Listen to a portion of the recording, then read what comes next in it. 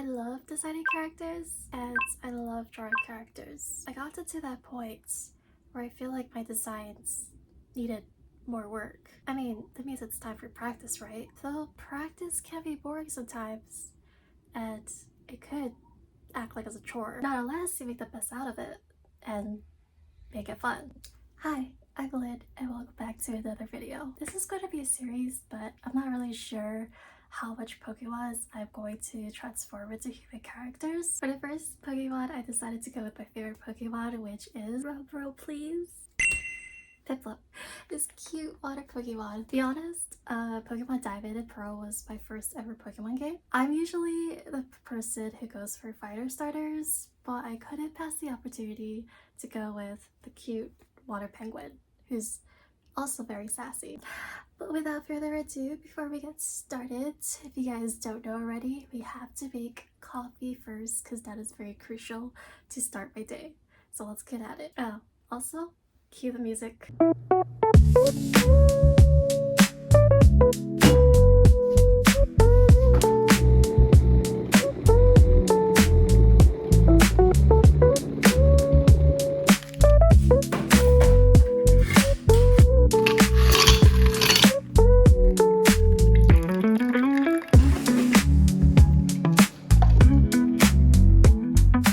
Coffee acquired, yay! I'm using my Stanley cup this time, not using my Biffy glass cup. Before we get started, we're going to go ahead and pretty much create a mood board. I use something called PureRef for creating my mood boards or like my visions and compile all my references for what I want for my drawing. And this application is pretty much free and it's very easy to use. I totally recommend it for anybody who is an artist or for someone who wants to brainstorm before doing some type of like creative project.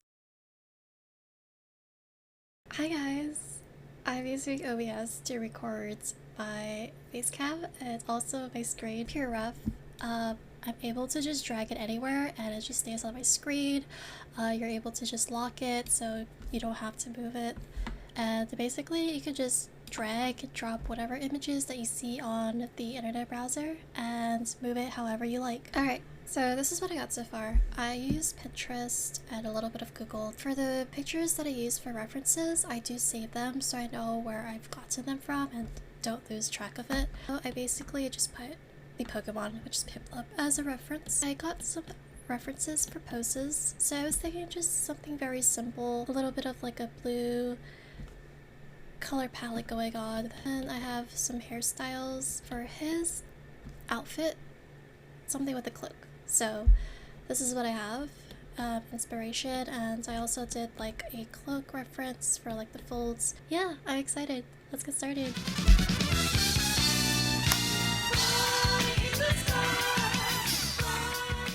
Hi guys, voiceover Lid here. Before jumping into speed paint, I wanted to break down my design process for Piplup.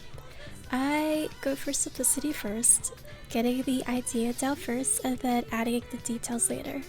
So this is the reference photo that I chose for Piplup, and with the reference photo I decided to outline / highlight the shapes that I could use to identify what I could make it into. So for example, the highlighted middle area, I thought of using that as a cape or some type of cloak for his design. And then for the top shape, I really liked that shape and I thought of it turning into like a head accessory, which is a crown. And it also helps to remind myself that I could use that shape as like simple shapes for the design. Other than that, here are the colors that I decided to go with. I wanted to keep the colors within the blue hues and slightly towards a neutral / nude color. So yeah, that is an explanation of my design process. It's very simple, it's not very intricate, as I find that sometimes that designs could actually be simple and it doesn't have to be very, very complicated.